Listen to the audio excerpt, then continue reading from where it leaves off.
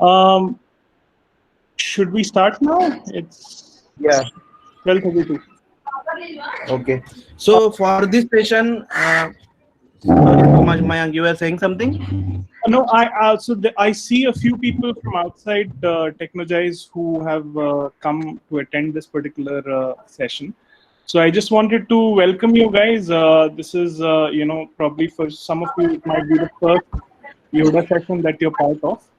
I just wanted to welcome you guys. This is a weekly session that we do. We take different topics every week.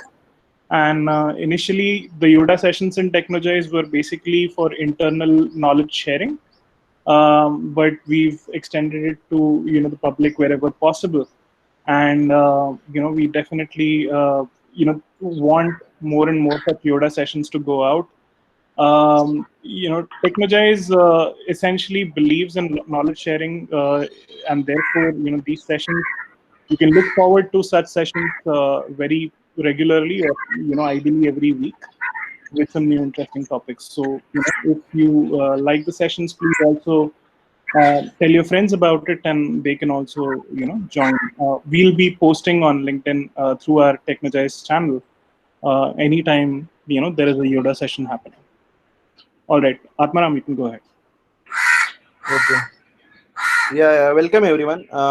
Actually, for this session, I haven't prepared any slides or as such because I wanted to keep this session open-ended because this is relatively a topic which uh, uh, generally there is very less being discussed on actually, and people working on microservices architecture or uh, service-to-service communication type of architecture, they generally have various queries or various difficulties while working on these projects.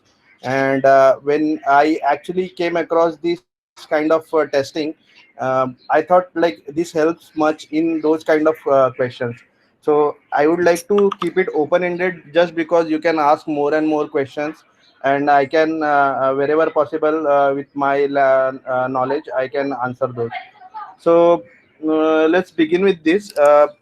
So uh, if I assume like most of the folks over here understand uh, microservices driven or service to service driven communication kind of architecture. If anyone wants to know more about it, I can throw some basic light on it. um, anyone having difficulty on this? Okay. I will definitely tell then. So let's suppose let's suppose you have an application. An application can be a front end, a mobile app, or it could be any kind of customer facing application where you generally interact with application. But behind the scenes, there are lots of things happening actually. So what these lots of things are, like your application communicates with the backend service, and it fetches data, it posts certain data, it interacts with the backend service, right? Now this communication is like a front end to backend communication where your front end or your customer facing or your user facing application is trying to do something with the help of backend. Okay. And sometimes there is this backend also trying to communicate with other services to get other things done. This is called as a service to service communication, where suppose you have an order service. Okay. For example, you take an example of Amazon where you put your product in your cart, and then you want to order that product, proceeding the checkout proceedings, right? Now what is happening at the back of the application is like you first posted to order service to prepare a cart for you. You posted to order service to add a particular product to a cart. Now this order service might not be knowing what is the product's particular details. For example, product if having any discount, product if it is having any kind of taxes or anything like that. So what this order service will do is it will actually communicate with a product service to get these details. This is called as a service to service communication. Now, when these kind of communications are happening, be it a front end to back end or service to service communication, like your one service or one particular part of your architecture depends on another part of architecture for particular functionality, for particular behavior, then this is called as a service to service or any kind of communication within your particular architecture. Okay. Now, when we communicate with people generally, we have a certain set of expectations, right? In your day-to-day life, if you ask somebody like what is your name, you expect that person to say a particular phrase which is not numeric, let's say. Like if I ask you what is your name, you won't say uh, 564, right? You would definitely say Atmaram or Mayank or Arnav, right? Yeah. Now now this is called as a expectation that you are setting while asking that question. You are setting that expectation that when I ask this kind of question, I would get a definite kind of answer. Not necessarily you will get exact value of that answer. Like if I ask Mayank what is your name, he will say Mayank. If I ask Arnav what is your name, he will say Arnav. Now both of these answers are different, but if you see, they are both string in programming language, right? So this is called as an expectation setting out of a particular service. So once you are communicating with one service to other service, you would definitely like to set a specific expectation with that service. Are you getting this, or do you have Yeah, any yeah. questions on this? No, I'm getting So this. I'm getting it. Yeah. So now, when I say you want to set a specific expectation, uh, how do you define in programming terms? Like how would you be able to define that? Anyone try want to attempt that? Like it can be any generic answer. It can be any generic solution. So we make interfaces as contract. So everyone who wants to use this service, they have to follow that interface. I mean, implement that interface and follow those rules. Okay. So interface is one way of programming by contract. It is called as a programming by contract. That's a very valid solution. But I would like to tell you one thing about interface. Suppose you are writing your code in Java. You would write an interface in Java, and somebody writing a particular code which uses your functionality in let's say Ruby. Then will that interface work in Ruby?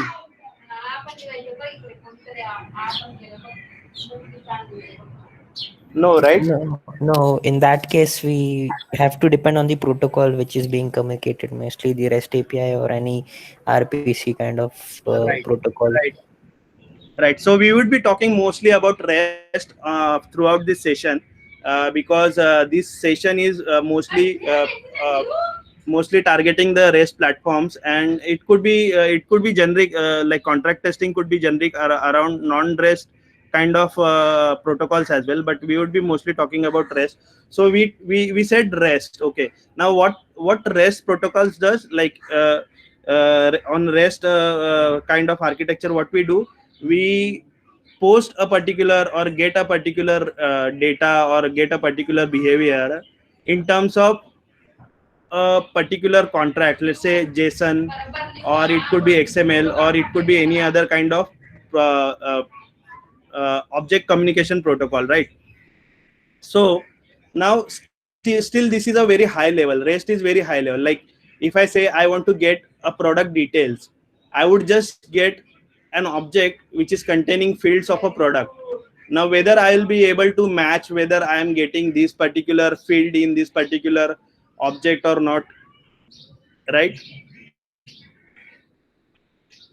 For example, my service depends on your service. If you say a name, and if you give it me as a null value, will my service work if you give it a null value?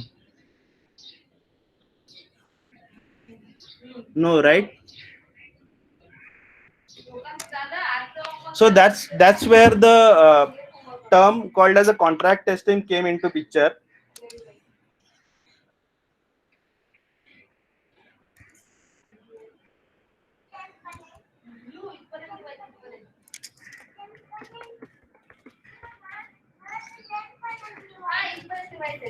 So am I audible? Actually, I wanted to check with my internet connection as well. Yes, Atmaram, you Yeah, are. you're audible. Atma. Yeah. So when we talk about JSON objects or XML objects, we talk about different fields. Like my service depends on one particular field. Let's say if you give me the product price, then only I'll be able to proceed with that order. My order service will be able to proceed with that order. If product service doesn't give me product price, my order service will fail, right?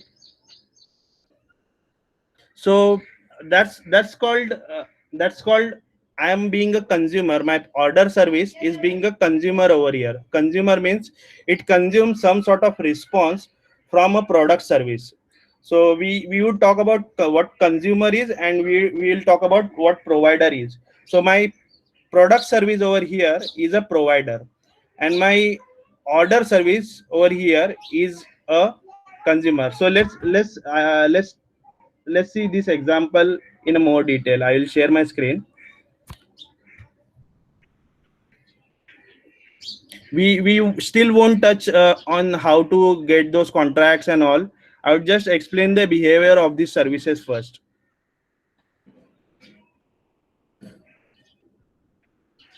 So I have created two services: order service and a product service. Okay. Now I will run this product service.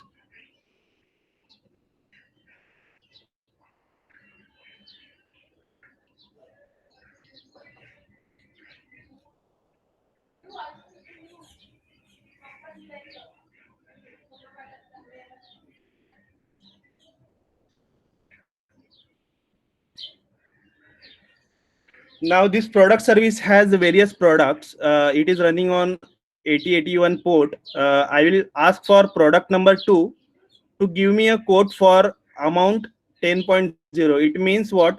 When I have a quantity 10.0 for this product 2, just give me a code. It means what is the value or what will be the price of that particular total amount of product if I want to purchase. So if I send this, it is sending me details like product ID, name, quantity that I asked for, and the amount like calculated price.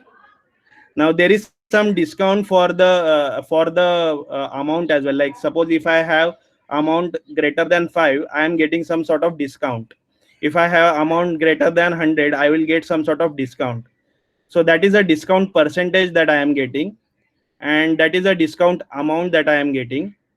Then it is also calculating tax, because tax might be dependent on product to product. Like one product might have different tax, other product might have different tax.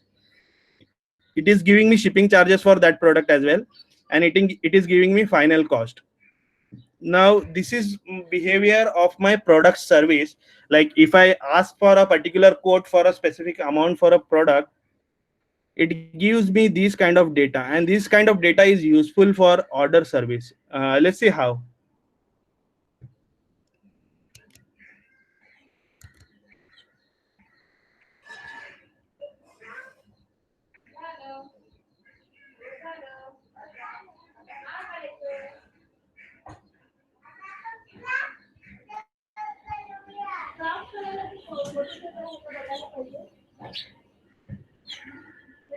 Now I have started order service as well.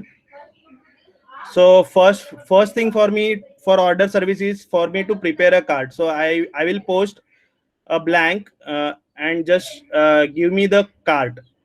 So I have got a card with ID and this discount and price. Now I have prepared a card. Now I will ask this product order service which is running on 8081 to add product 1, add a product which is there in this body with a product ID 3 and quantity 1000, or I will just make quantity 10. So I am telling order service to add this product with this quantity. Okay. So yeah, wow, this is working. Like it just gave me a card details in a response saying this cart has line items with product ID 3, product name MIA2, amount, and all of these. Now, if you closely notice, we never gave product name, right? We just gave product ID, and it responded with product name. It responded with all the amounts applicable for this product, like final cost and everything. And it responded with final amount, like discount and final price. Now, how this is happening? Any guesses?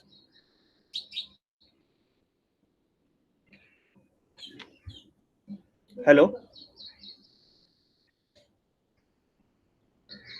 Yes, because it is coming from the order service that we have configured that whenever we receive a call on that, we should return the name of the product as well. Yeah, but order service doesn't know anything about product, right? It just knows about orders. For example, if I show you what it stores, it just stores about the order. It never stores about what product. It never has any details of what product it has. So how it came to know about all of these things which it responded with, like product name, for example. So they have called that API to get the product name. Right. So this is kind of communication I was talking about. Like when I made a call to order service, it internally communicated with product service. It asked the Mhm. details of that product for that quantity. Like it internally made this call. Right. Okay. So it internally made this call with product ID 3, amount 3, amount 10.0, and whatever details it got, it used those details to calculate this discount and final price as well. Right. Okay. Okay. So you got what service to service communication is? Yes. Okay. So now I said it is returning me product name, amount. So it is definitely dependent on this field, right?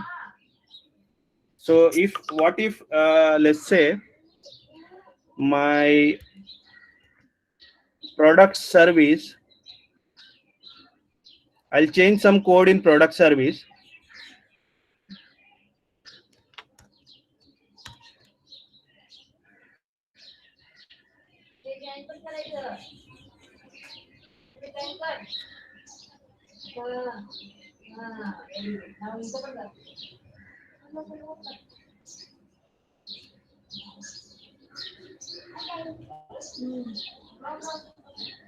So if you see, this amount is now breaking just because it doesn't have constructor.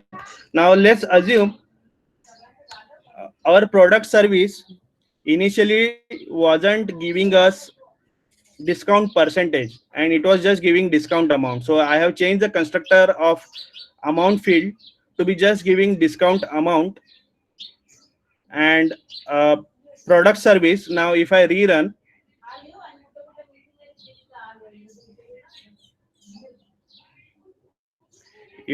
this product service,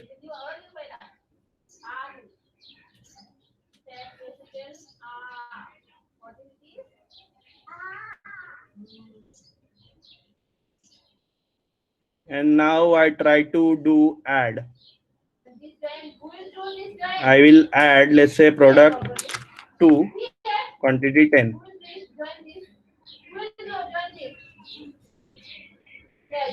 Now it is not giving discount percentage, right?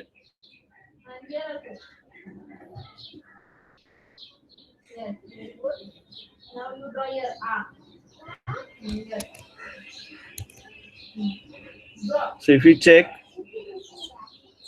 amount over here, discount amount is a double. It is not giving discount percentage, although my front end or my UI might be dependent on discount percentage.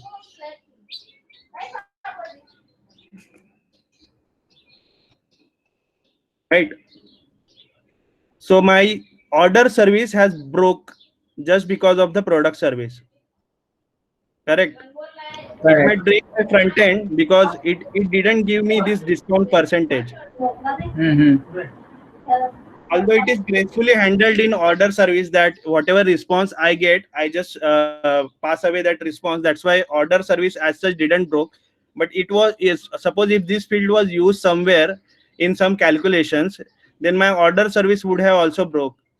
Right now this will just break your front end, but now order service would have also broke. So what you could do for such kind of errors, like suppose you are dependent on one kind of field from one service, and that service suddenly stops giving you that field, what would you do in your projects? So we Ideally, we maintain would want an integration testing. Integration testing, but how would you test whether a particular field is present unless you test that particular service? so we need to maintain some contract that if something is changing, so it should, other services would know about it and they need to be updated according to it. Okay, and where do you maintain this contract? Mm, some common places we can maintain all these contacts. Okay, If you so are in.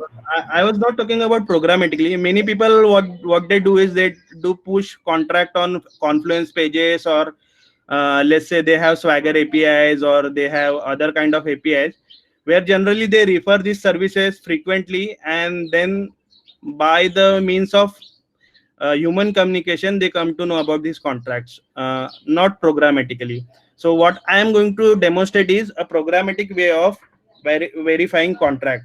Now let's just check on.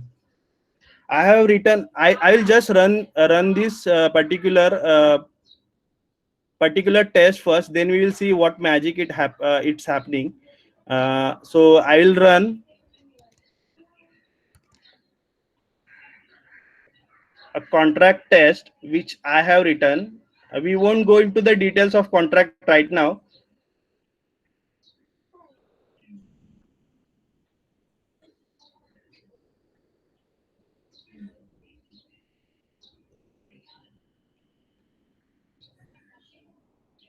So because I ran this test, my consumer, which was order service, just ran a test of contract. My consumer is not breaking it.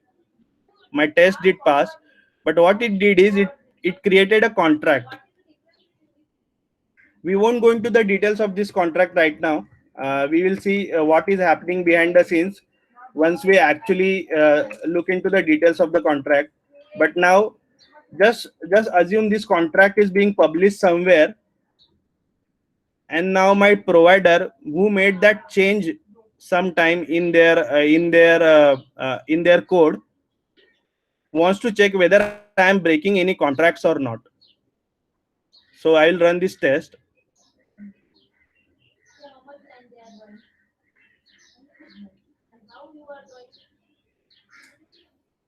And do you see this test failed? Why? Because we stopped giving that field.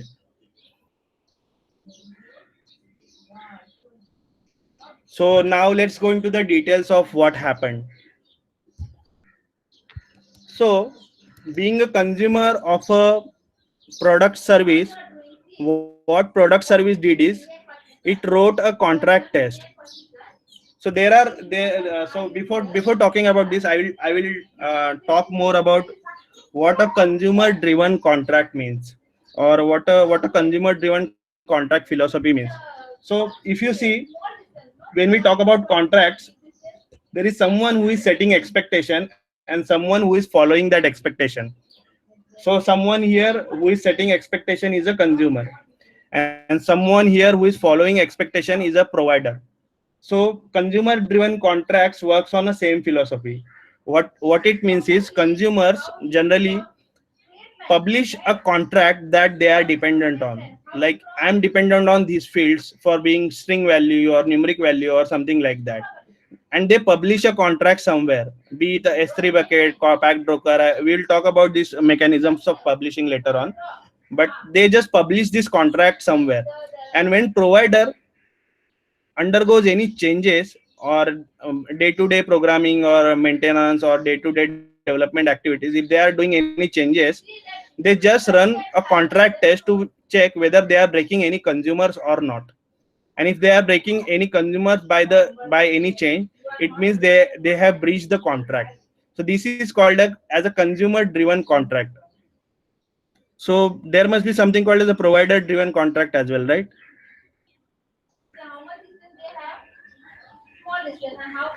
So there is something called as a provider driven contract as well, where provider just pushes its behavioral description, like I am going to send only this field and you just need to figure out how to do it. But that is another way of contract testing, where and that is applicable to other fields. But most of the times consumer driven contract is like set with the expectation that consumer is going to set. So for example, your product service is provider here, and order service is a consumer here. And order service is setting some expectation with a provider, and when provider undergoes any changes, it just runs those tests and verifies whether I am breaking the contract or not. Like product service, being a provider of order service, there could be many other services dependent on many other fields, and provider can run many consumer contracts at the same time. So let's see how we wrote that test. So to begin with, this is a Java project. This is a build mechanism for this project is Gradle. I specifically choose Java and Gradle just because it is most common with most of the folks writing development or test codes. But this particular technology is not limited to Java or Gradle. It is applicable in JavaScript. It is applicable in any other kind of programming platforms as well. Because if you see, these contracts are being published in a JSON like format.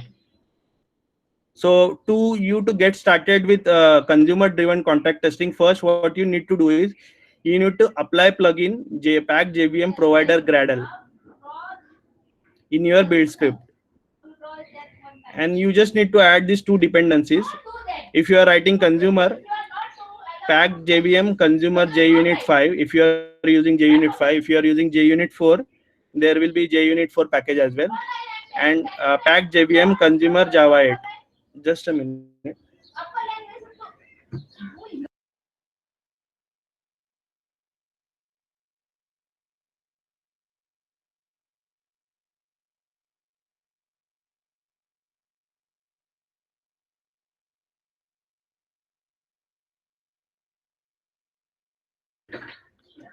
Okay, that was my wife teaching to my kid. So there is something called as a Pack JVM consumer JUnit and Pack JVM consumer Java 8. These two packages you need to add. This consumer Java 8 is a package.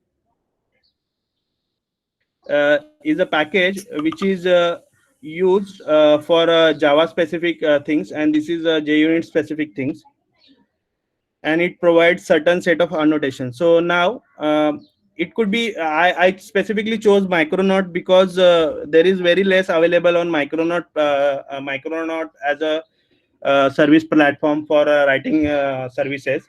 But same test could be written in Spring Boot or any other kind of backend framework as well. So instead of Micronaut test, there would be something like a Spring Boot integration test or Spring Boot MVC test.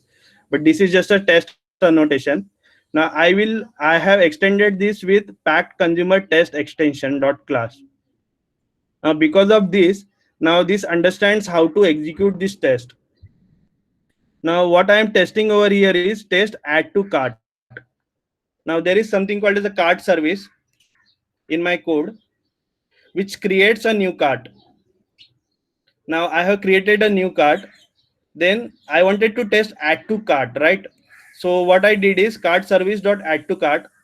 I provided cart ID, product ID, and unit. The same values that we get out of this call. If you specifically check, so if you see here, we are providing cart ID, product ID, and quantity, right? So these are the same fields: cart ID, product ID, and quantity. I am checking this internal behavior of this service because this service is making that call, and I'm just figuring out whether my service is having line items of size 1 and service of product name, whether it has correct or not. This is simple service, but now what is happening behind is it is starting a local host on 8081 port, which is called as a mock packed server. So this mock packed server will be started, and I have written a contract like when this particular service starts, I should get a pact that the body of a particular object that is being returned should be product containing ID with its number type, string which is a name, then quantity should be number type, and these are just the example values. I can change these values as well. Like these are just the example values. You can change these values as well. So I'm defining a pact over here. So how I am defining a pact is like, given product with ID 1 exists, upon receiving get code for product quantity 1.0, path product 1 quote amount 1.0, method get will respond with status 200 and body, this particular body. Now this body is not a hard coded body.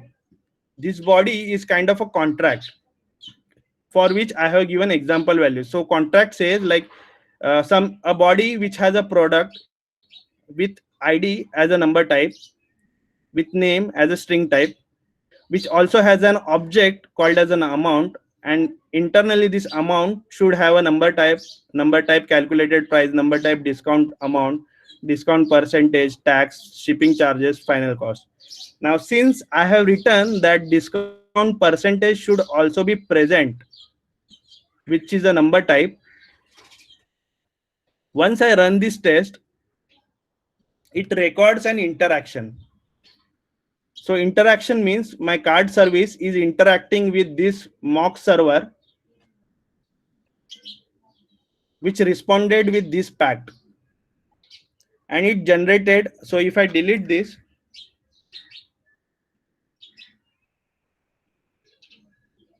it will generate a pact.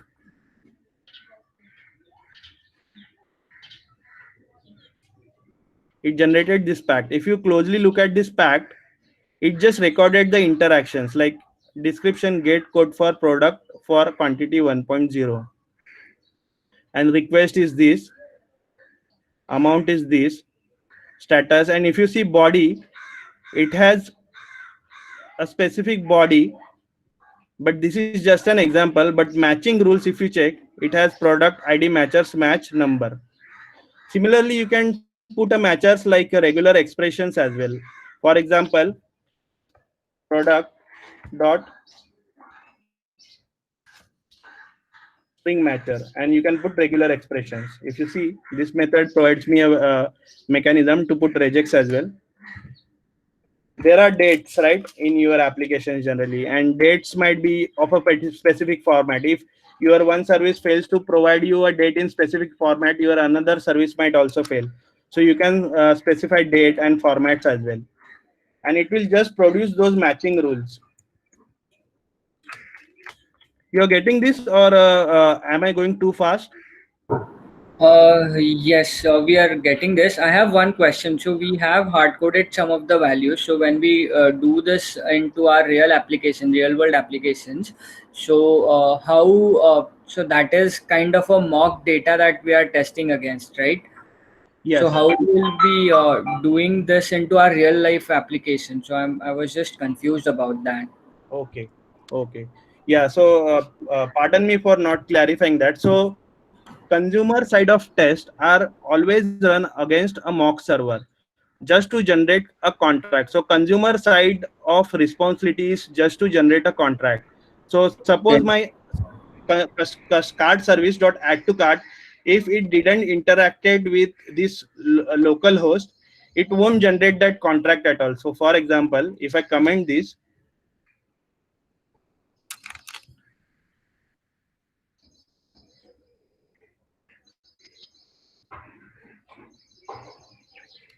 I just comment this. So consumer side of responsibility over here is more of a testing done with a contract and not with actual data. Okay. Okay, and that's why when I run this test, it didn't interacted with it didn't interacted with actual provider. It just interacts with mock provider. Now, just a second. So if my service didn't interacted with a mock provider, it just failed because that contract is not valid. If I am not going to test whether my service is going to interact with my pack, then my test is going to fail. Okay. So here we are just testing whether my service is interacting with another service or not. And we are Okay. just generating a contract and not anything else. And we are Okay. assuming that these kind of fields will be provided by the provider. So Okay. consumer side of responsibility is just to generate a contract. Now I have generated this contract Mm-hmm. and I will paste this contract over here.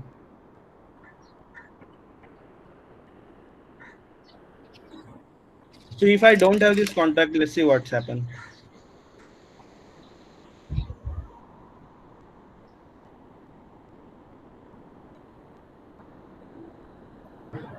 So it said, oh, unable to start mapping service.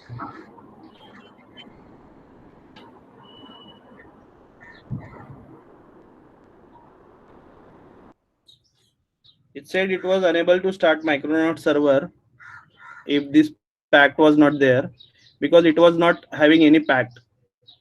Okay. Just a second.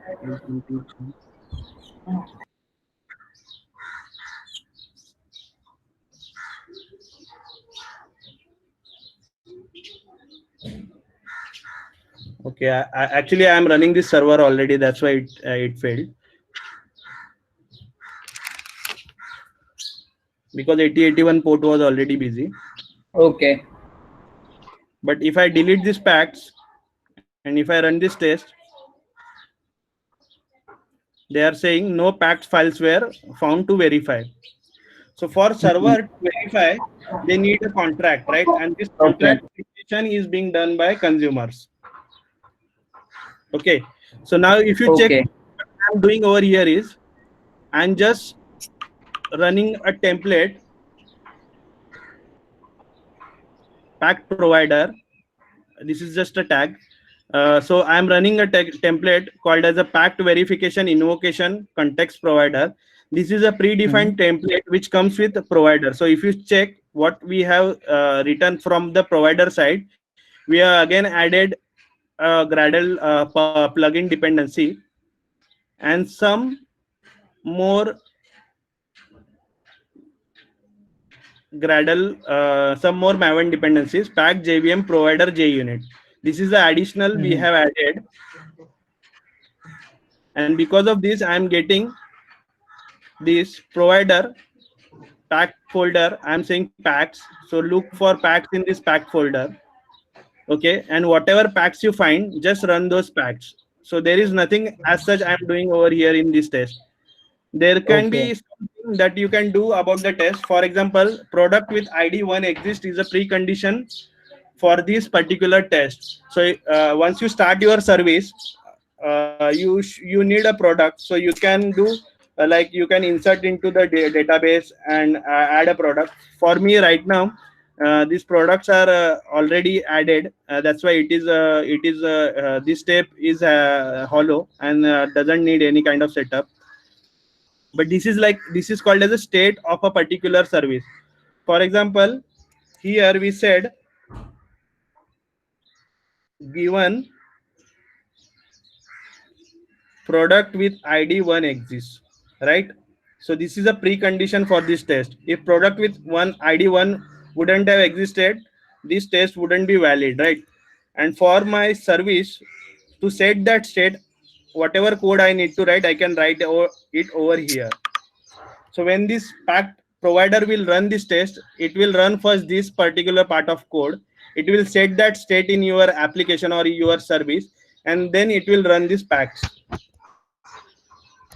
So I will copy this pack.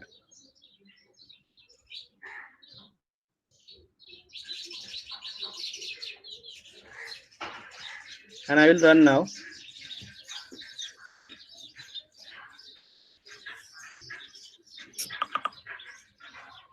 So it failed because it gave me the details as well.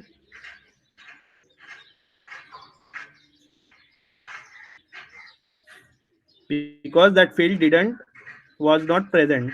Now, if I undo the changes that I did previously,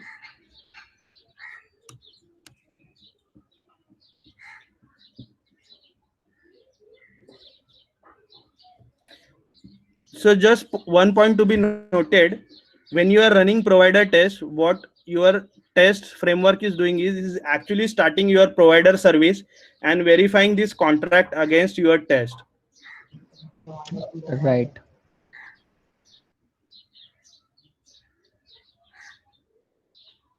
So now it passed because now it started giving that particular field. So this is how you generally verify consumer side of contracts from a provider side. Now you would feel like copying these provider packs from one side to other side might be cumbersome, right? It's again same a communication gap that there could happen, correct? So pack comes with a service called as a pack broker. I can run that pack broker at the backend as a Docker. So I will run this pack broker.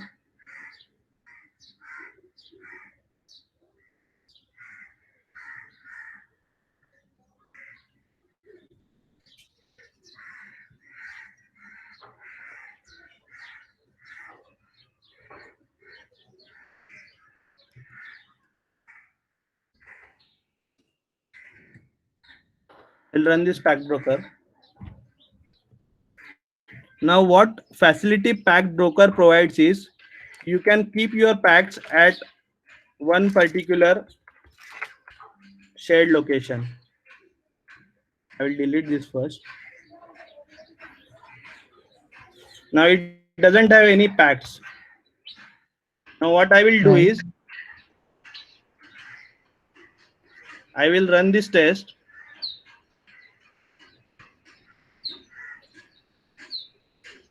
It created a pact. Now I will publish this pact. So there is something called as a pact publish, which came into your Gradle task because you added that dependency. Now I'll run this.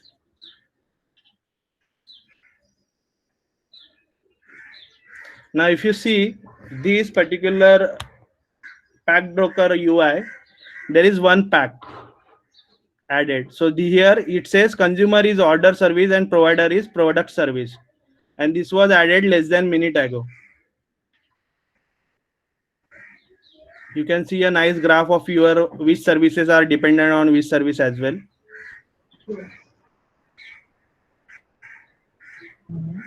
Now we just published a pact. Now how to verify this? So similarly on a provider side, you can include pack broker at a provider side. To do that, what you need to do is you just need to do pack broker consumer is a order service, host is a local host, port is a 1992. So this host and low port, I am giving a pack brokers host and port. Localhost 1992. So it will fetch all those packs from there and it will test those. So let's see.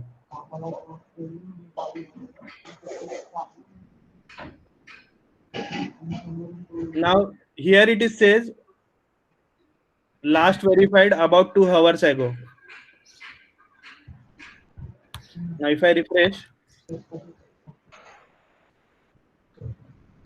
I think because of some time zone issues or something like that, it is showing 2 hours ago. But when we did this, it actually sorry, it skips publishing verification. Okay, so if I run this from here, Gradle task, because I didn't set all these publishing properties, it didn't publish those report. Now it has published these reports as well. So it said last verified less than a minute ago. So what my pack broker test did is, like, it just verified the packs and it published the result as well. And this provides a way better mechanism of centrally placing your contracts and verifying them against each other. Any doubts so far?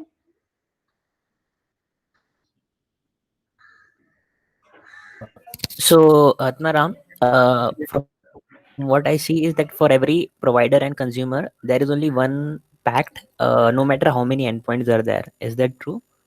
No. So that's called the interaction. So if you see, my interaction is this endpoint. I can write so many tests.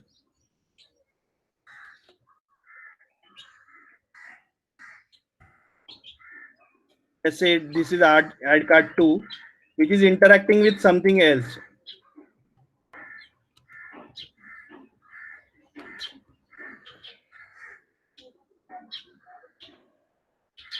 Let's say it is interacting with a endpoint called as details. So I can write same. And now, because this particular thing is interacting with this details endpoint, it will actually know which pack to actually go for. So this @pack we can apply on any methods. You're getting me? Yes. So was that the query? Was that answered? Yeah. Also, does it create only one single JSON for one consumer and provider pair, or we can have more separation between those? So this it creates a pair. It creates on a pair. So if you see order service hyphen product service, it creates this pair. And within this pair, whatever test you have run, all those will be recorded in the form of interactions. So this is one interaction. The second test we wrote might be written in another interaction. So it is an array actually. Okay, got that. Yeah. Okay. So it depends how you structure your test as well. Because I have order service and product service only. Suppose you have order service dependent on, let's say, payment service. So you can have another pack, order service hyphen payment service, which will have its interactions.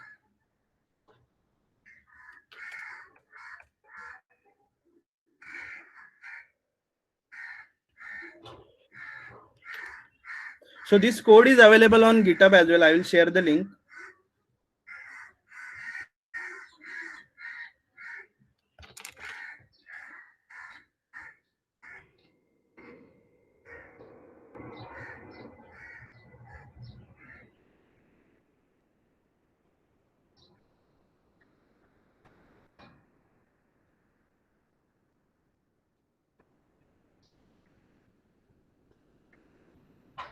So this code is available on this GitHub link. I have shared it on a chat.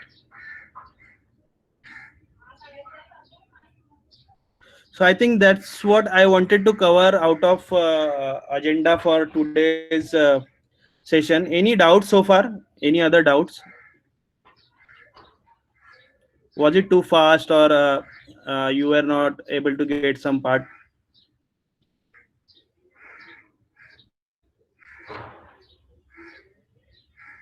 No, I think Admiral, can you just give a one-liner summary of this, how pack works in the end? Would be better, Yeah. So as I said, when we communicate with people, or when we communicate with any other entities, let's say your organization, or be it your HR, or be it your manager, we have some certain set of expectations. If those are not met, we also have limitations to work. right? If those expectations are not met, we cannot work as well. So similar is case with microservices. Microservices depend on other microservices, front end depend on other microservices, and if the expectations are not met by one microservice to other microservice, things can break. And to set this expectation properly and verify this expectation, Pact is a framework which can be used.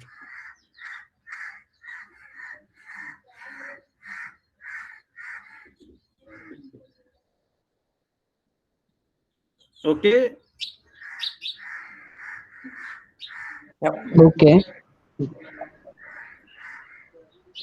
that was a really good and helpful session, Atmaram.